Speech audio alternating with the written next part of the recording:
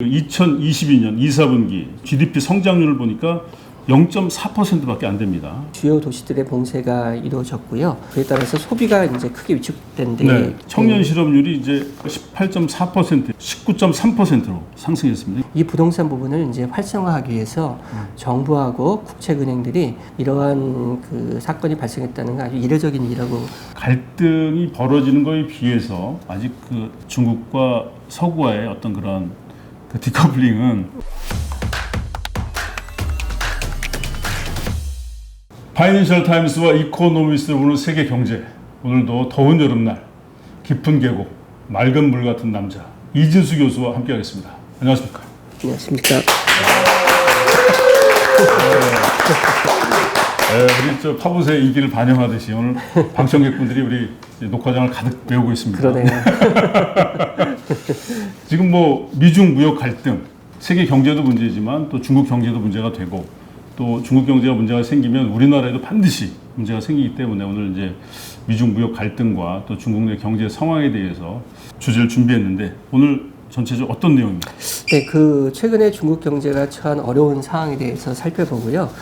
미국과 중국 간의 갈등에 따라 가지고 그 중국이 이제 세계 경제에서 분리된다. 네. 소위 디커플링이라는 얘기가 되고 있는데 과연 그러한 것인가에 대해서 살펴보고 마지막으로 그 미중 간의 그 반도체 전쟁이 아주 치열하게 진행되고 있고 그게 우리나라에도 영향을 이제 줄 것 같은데요. 그에 대해서 좀 살펴보도록 하겠습니다.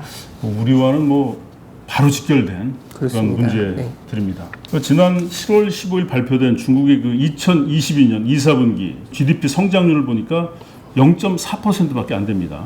2022년 1, 4분기 중국 GDP 성장률이 4.8%였던 점을 포함하면은 2022년 상반기 GDP 성장률은 이제 2.5%를 기록한 건데 네.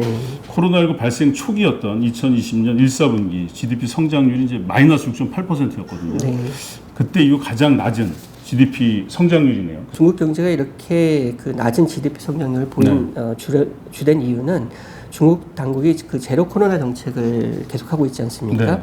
그러면서 이제 상해 등 주요 도시들의 봉쇄가 이루어졌고요. 그에 따라서 소비가 이제 크게 위축된 데 기인하는 게 되겠습니다. 그 중국의 2022년 GDP 성장률 목표가 5.5%이거든요. 근데 현재로 봐서는 그 중국 경제가 이러한 성장 목표를 달성하기는 어려울 것 같다는 전망이 지배적입니다. 네. 예를 들면은 그 이번 그 2, 4분기 GDP 성장률 발표 이후에 그 아시아개발은행, 그 아시아의 그 국제기구가 되겠는데요. 그 아시아개발은행에서는 중국의 2022년 GDP 성장률을 4%로 하향 조정을 했고요. 골드만삭스도 3.3%로 하향 전망한 바 있습니다. 네. 뭐 중국의 이제 물가 상승률도 관심인데 이제 2022년 6월 2.5%였는데 물가 상승률 목표가 3%인 걸 뭐 감안하면 그 높은 건 아니고요. 근데 이제 실업률이 문제입니다. 중국 도시 지역 실업률이 이제 지난 6월 현재 5.5%, 5월에는 이제 5.9%에 비해서 좀 낮아졌는데 16세에서 24세 청년 실업률이 이제 지난 5월 18.4%에서 6월에 19.3%로 상승했습니다. 이건 좀 심각하게 느껴집니다. 그렇습니다. 그 물가가 이제 전 세계적으로 문제가 되고 있는데 중국의 경우는 아직 그렇게 심각한 상황으로 보이지는 않습니다. 네. 그런데 이제 실업률이 굉장히 심각한, 사실 청년 실업률이 20%에 달한다는 것은 굉장히 심각한 상황으로 볼 수가 있는 것이죠. 그래서 중국이 또 뭐 인구는 좀 많습니까? 그렇죠. 네. 그래서 중국 당국이 이제 그 경제 둔화에 대응하기 위해서 또 경제 부양을 할 수밖에 없는 그런 상황이 되겠고요. 그런 경제 부양책으로서 이제 여러 가지를 지금 하고 있는데요. 일단 그 조세 환급을 통해서 확정적으로 재정을 운영을 하고 있고요. 또 저희가 이전에 그 다룬 바 있습니다만은 그 부동산 그 부분에 이제 부채 비율이 너무 높아서 경제의 어떤 뇌관으로 작용하고 있다, 이러한 평가가 있어서 2020년에 중국 정부에서 그 부채 비율을 낮추기 위한 조치를 했지 않습니까? 그 이후에 이제 부동산 부분이 좀 침체가 되어 왔는데요. 이 부동산 부분을 이제 활성화하기 위해서 정부하고 국책은행들이 7.2조 위안, 우리 돈으로는 약 1,400조 원의 그 기금을 새로 조성해서 사회 간접 자본과 저소득 계층을 위한 주택 건설 등에 사용할 계획을 지금 하고 있습니다. 그리고 이제 전 세계적으로 그 인플레이션에 대응하기 위해서 대부분의 그 중앙은행들이 금리 인상을 하고 있지 않습니까? 그런데 이제 중국의 경우는 아직 그 인플레이션이 심각한 상황은 아니기 때문에 금리 인상을 하진 않고 있고요. 지난 7월 15일에 중국 인민은행이 그 1년 만기 정책 금리를 2.85%로 이전과 동일하게 유지하는 조치를 한 바 있습니다. 특히 뭐 우리나라, 중국, 일본은 부동산이 경제에서 그 차지하는 비중이나 뭐 역할 또 뭐 상징이 너무 크기 때문에 그렇죠. 중국도 굉장히 예민한 문제고 우리나라는 사실 뭐 부동산 문제 때문에 정권 교체까지 되고 뭐 그런 일이 있었는데 최근 중국에서 이제 주택을 이제 먼저 선 구매한 그런 주택 구입자들이 건설사가 주택 완공이 늦어지니까 우리 뭐 이런 식으로 하면 은행에 대출 받은 거 상환 못 하겠다. 사실 시장 경제에서 굉장히 심각한 일이 벌어졌거든요. 그렇습니다. 그래서 이제 블룸버그 기사에 의하면 이런 주택 대출 상환 거부가 7월 중순 현재 이제 90개 시에서 진행 중인 300개 주택 건설 사업에서 일어났습니다. 그래서 근데 이제 이런 상환 거부 대출 관련 대출이 약 21억 위안, 우리 돈으로 4,100억 원. 전체 대출의 이제 뭐 1% 미만에 불과하지만 뭐 경제적인 영향은 뭐 그렇게 크지 않다지만 상징적으로는 되게 큰 사건으로 느껴지네요. 그렇습니다. 사실 중국에서 이렇게 그 전체적으로 정부가 통제를 하는 그런 상황에서 이러한 그 사건이 발생했다는 건 아주 이례적인 일이라고 볼 수가 있겠고요. 그리고 이 그 대출 상환 거부가 아직까지 경제 영향은 뭐 크지 않은 것으로 보입니다만 그 규모가 아주 크지는 않아서요. 그렇지만 향후에 큰 경제적 사회적 파장을 초래할 가능성은 사실은 배제할 수가 없는 상황입니다. 왜냐하면은 그 2013년부터 2020년까지 중국에서 건설이 추진된 주택이 약 60% 정도만 현재 완공된 것으로 그렇게 알려져 있거든요. 그렇다 그러면 그 완공되지 않은 규모가 상당한 것이고, 만일 이런 그 주택대출 상환 거부가 이제 더 크게 진행이 되면은 약 2조 위안, 우리나라 돈으로 약 390조 원까지 그 영향이 달할 수 있다. 이런 예상도 있습니다. 이렇게 되면은 사실 그 영향이 만만치가 않겠죠. 그리고 김범도 아나운서도 얘기했듯이 그 부동산 부분이 중국 GDP에서 차지하는 비중이 약 20에서 25% 정도에서 굉장히 크고, 또 중국이 그 가계에서 보유한 자산이 약 70%, 우리나라도 이제 부동산 비중이 큰데 중국도 그 부동산 비중이 자산에서 차지하는 비중이 크기 때문에 이러한 영향이 커지게 되면 중국 전체적으로 좀 만만치 않은 상황이 될 수도 있겠다. 뭐 이런 이야기도 있습니다. 시장 경제에서 뭐 은행에 돈을 안 갖겠다. 이렇게 뭐 국민들이 뭐 거의 밀란 수준이죠. 뭐. 그렇습니다. 굉장히 심각해 보입니다. 그러니까 중국 당국도 이제 그 심각성을 이제 인식하고 무시할 수가 없는 것이기 때문에 이러한 움직임이 커지는 것을 이제 막으려고 당연히 하고 있고요. 일단은 그 관련된 뉴스가 더 퍼지는 걸 통제하면서 한편으로는 건설업자들이 주택 건설을 완료해서 이제 제공할 수 있도록 금융기관이 추가 대출을 하도록 하는 조치들을 지금 하고 있는 상황입니다. 이제 이와 관련돼서 그 중국이 그 올해 10월에 제20차 당대회, 그 당대회가 5년마다 개최돼서 이제 정권이 교체되는 상황이 있기도 하는데요. 보통 이제 10년마다 정권이 교체가 되어 왔는데, 이번에 그 시진핑 주석이 3연임, 초유로 그 3연임을 할 것으로 예상이 되고 있거든요. 그러니까 이러한 상황에서 그 중국 당국이 더욱 그 경제적, 사회적 불안정에 민감하게 대응하고 있는 것으로 이렇게 평가가 되고 있습니다. 뭐 뉴스를 통제하는 건 뭐 잘하는 일인지 모르겠으나 추가 대출은 반드시 해야 되겠네요.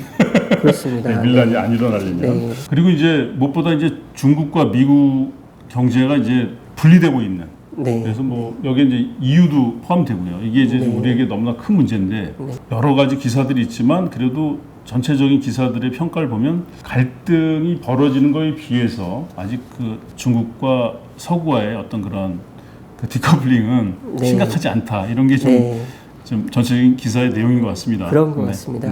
그와 관련돼서 흥미로운 통계가 있는데요. 2021년에 그 중국이 유치한 해외 직접 투자 금액이 3,289억 달러입니다. 네. 세계 2위 규모인데요. 네. 이 규모는 그 역대 최고로 많은 금액이 되겠고요.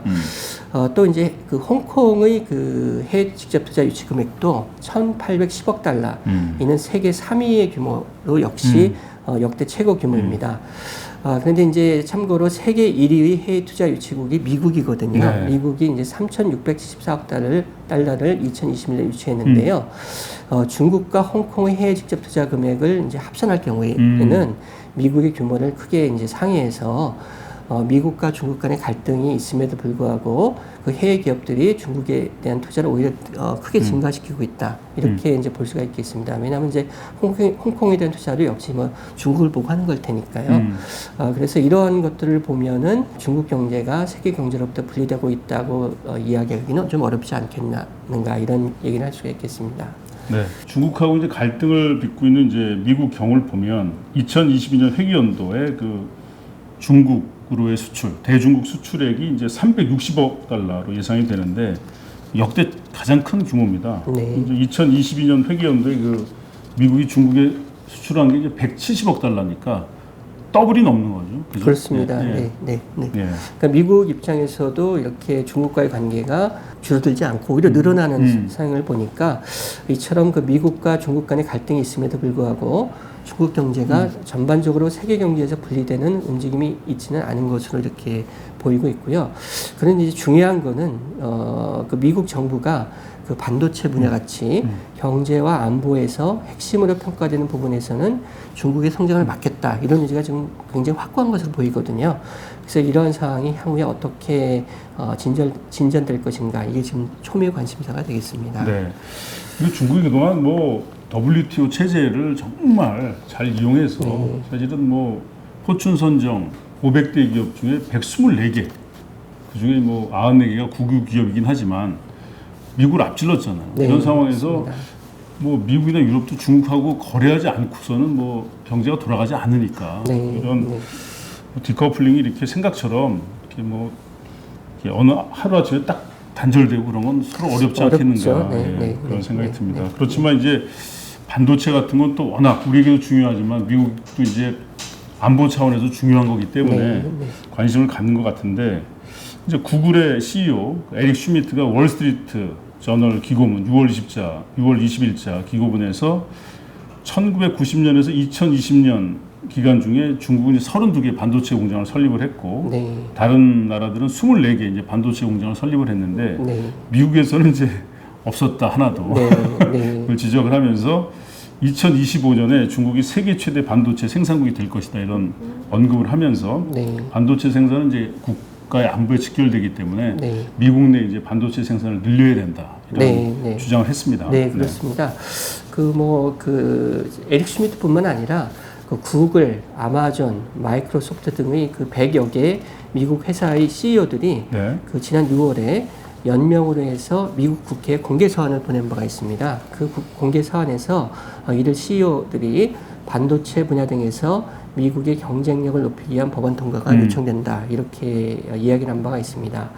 그리고 이미 그 2020년 12월에 그 트럼프 행정부가 중국의 그 최대 반도체 제조 회사인 SMIC라는 기업이 있는데 이 기업을 그 방위 관련 제재 기업 리스트에 포함을 한 바 있습니다.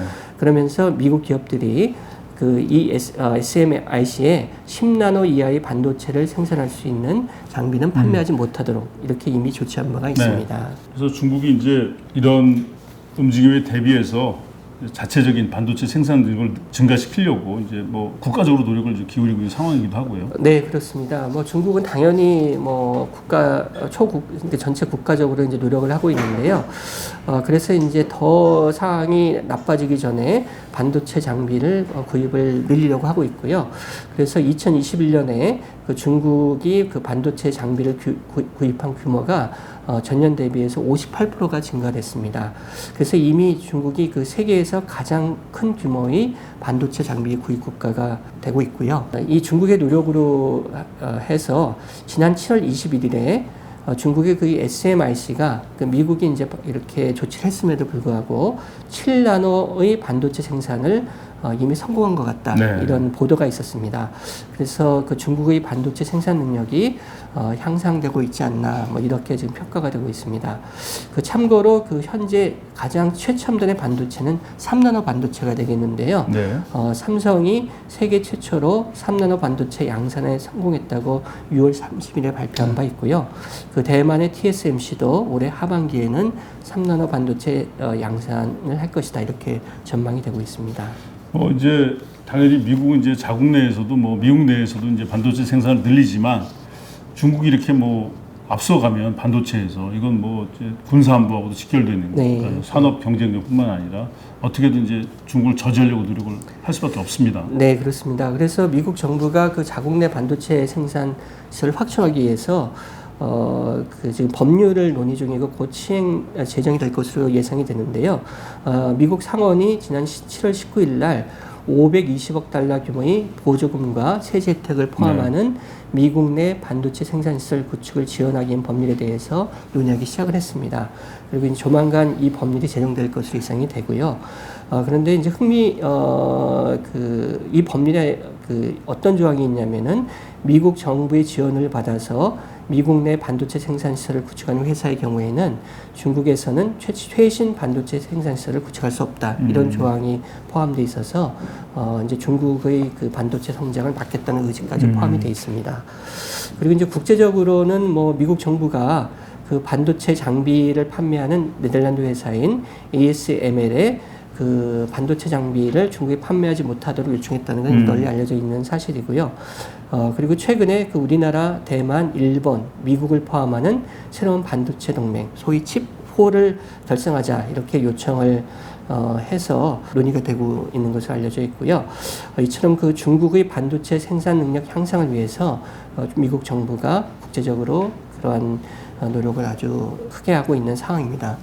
당연히 중국 정부는 이제 이에 대해서 크게 반발을 하고 있고요. 따라서 우리나라가 이에 어떻게 대응할 것인가에 대해서 좀 신중하게 검토하고 결정할 필요가 있어 보입니다. 네. 사실은 중국이 그 WTO의 전신인 가트에 이제 가입하겠다 이렇게 얘기할 때만 해도 사실 중국은 갓난아기 수준이었는데 이제는 미국과 유럽을 위협할 정도로 커서 말이죠. 이렇게 네. 미국이 반도체 관련해서 이렇게 견제까지 해야 되는 그런 상황이 왔고, 우리 이준수 교수가 선택한 그 포린 폴리시 기사, 마이클 허쉬 수석 특파원의 기사를 보면 미국과 중국은 아직 이혼하지 않았다. 여기에 그 무역 전문가 앨런 제이 모리슨, 제이 스튜어트 블랙 이 두 분이 엔터프라이즈 차이나라는 책을 썼는데 결론적인 내용은 경제적으로 중국과 서방 모두에게 이제 손실이 될 것이다. 디커플링은 이런 얘기를 하면서 중국의 디커플링 전략은 비대칭 디커플링 전략이다. 그래서 세계가 중국에 더 의존하지만 중국은 세계에 덜 의존하는 그런 모델을 추구해 나갈 것이다. 이런 얘기도 덧붙이도록 하겠습니다. 이런 상황에서 우리나라가 미국, 유럽, 또 중국 갈등 이걸 우리가 일으킨 건 아니지만 네. 이런 상황에서 어떤 산업은 좀 미국과 유럽과 더 교류를 늘리고 또 중국과는 기존의 모습에서 또 새로운 변화를 가져오고 이렇게 하면은 우리가 어떻게 보면 더 유리할 수도 있겠다 이런 생각이 좀 들기도 합니다. 네, 그런 방향으로 저희가 좀 현명하게 대처를 해야 될 것 같습니다. 네. 파워스 여기서 마치겠습니다. 고맙습니다. 네, 감사합니다.